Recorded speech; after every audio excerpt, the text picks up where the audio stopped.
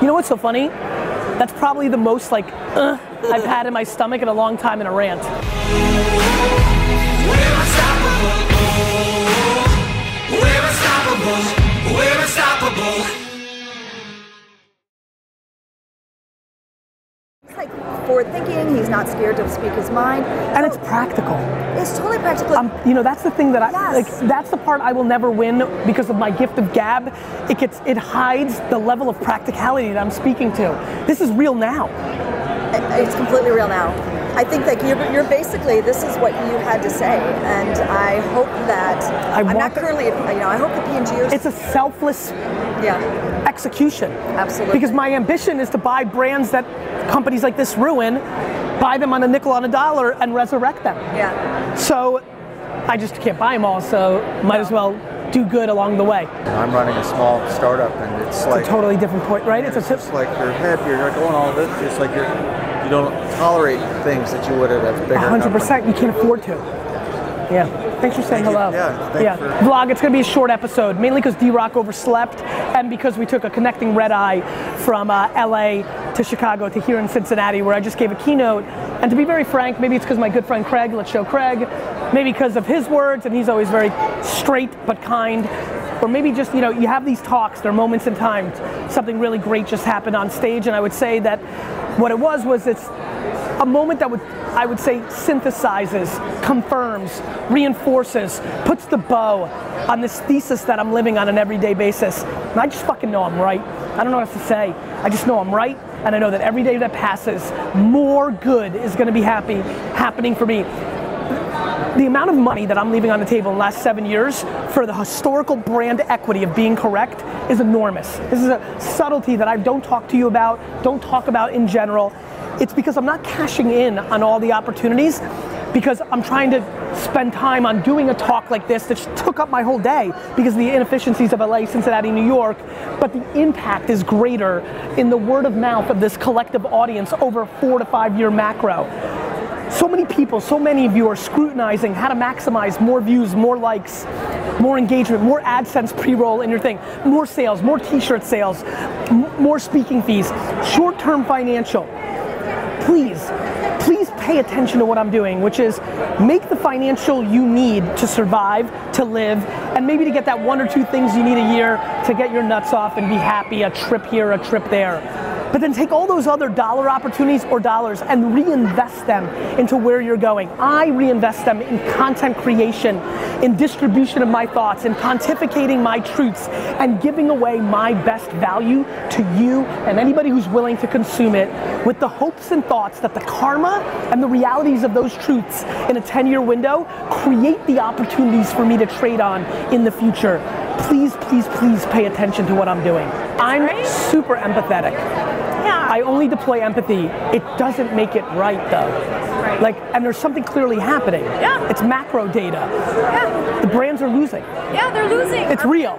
97%. This is not you. No, it's all brands are losing. 97% Fortune 500 CPG brands decline. That's absurd. Yeah, it is absurd. It's the over-investment in TVC and programmatic digital banners. That's really what it is. There's a lot going on. Yeah, they've been talking about that the whole process. Online dating, Uber, Airbnb. This is real stuff. It's real. Like, it's real. I know. It's not coming. No, it's here. Gen Z and millennials. I mean, if you look at actually what they grew up with. What about you? Yeah, what about me? I even used Uber. Thank you. How easy is it to get to you on page 147 of Vogue? How easy is it to get to you to a banner pop-up ad? How easy is it? It's not. It's not where your attention is. Not your actual attention, not potential attention. It's just real. I mean, you've seen companies like, I mean, the one that invented the catalog was Sears. I mean, where is Sears today? That's right, my friend. So you start looking at the history, so if you don't change, you will die. 25 and 30. Congratulations. Thank you so much for listening. Thank you for listening. It was on. Hey guys, gonna try to do this more often when I'm lucky enough, if D-Rock's with me. Just tried something new where I posted A, B, C, or D on Twitter, where I'm gonna get feedback. I have 4 videos I'm sitting on. Instead of me kind of arbitrarily looking at what the team's chopping up through our conversations, I'm gonna start using Twitter a little bit in a kind of like 1, 2, 3, or 4, A, B, C, or D, post the videos up, see what the feedback is, and then go and distribute it in the other channels. Sometimes I'm trading on the arbitrary nature of what I'm feeling, which often does well, but there's so many opportunities to do creative things. So it's a new creative pillar for Twitter. Make sure you follow me there. Here's a new reason why. Get to see almost everything. And then it allows me to use it as a siphoning mechanism to what I then put on some of the other platforms. So, try what I'm doing, do what I'm doing, not what I'm saying. Here's me in real time innovating, trying something new, four videos in a row, bang, bang, bang, still trying to even post, and then looking at the feedback. Let's see what happens. Cool. Instagram's a really interesting platform. You should go look at my trainer, Jordan Syatt. He's so knowledgeable. I was like, bro, you're sitting on knowledge, put it out. So then he started making content that was just valuable, like breaking down things and teaching people. Then miraculously, he went from 4,000 to 250,000 followers in 9 months. Why? Because he listened to the other things that I told him, which is Instagram's about hashtags if nobody's following you. Do not post anything on Instagram without your first comment being 15, 20 hashtags, because hashtag is the currency inside of Instagram. He got disciplined, put out content that was valuable to people, and then also put 30 hashtags, and then slowly but surely people started discovering him and he had something of value to them. This is value exchange. The reason I've won for the last 20 years and for the rest of my life in business, I'm trying to give the best value, and that is leverage for me to get what I want. 51.49. I'm gonna give you more than I ask, and that's why I get plenty. Thank you, Craig. I don't know if you've heard about the, I got it.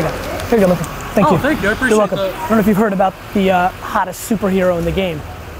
The hottest superhero? Yeah, the hottest superhero in the game. Do you know who it is? What's that?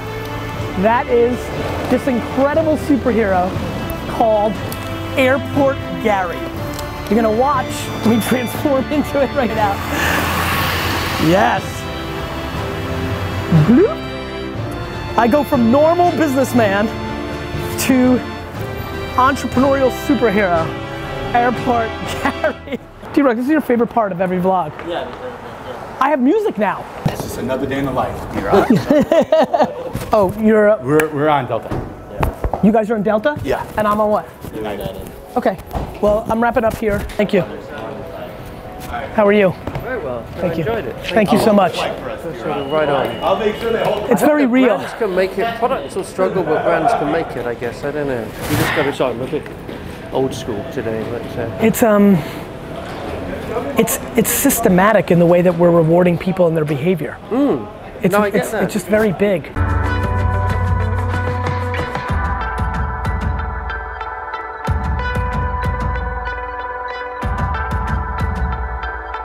Way better than Batman's.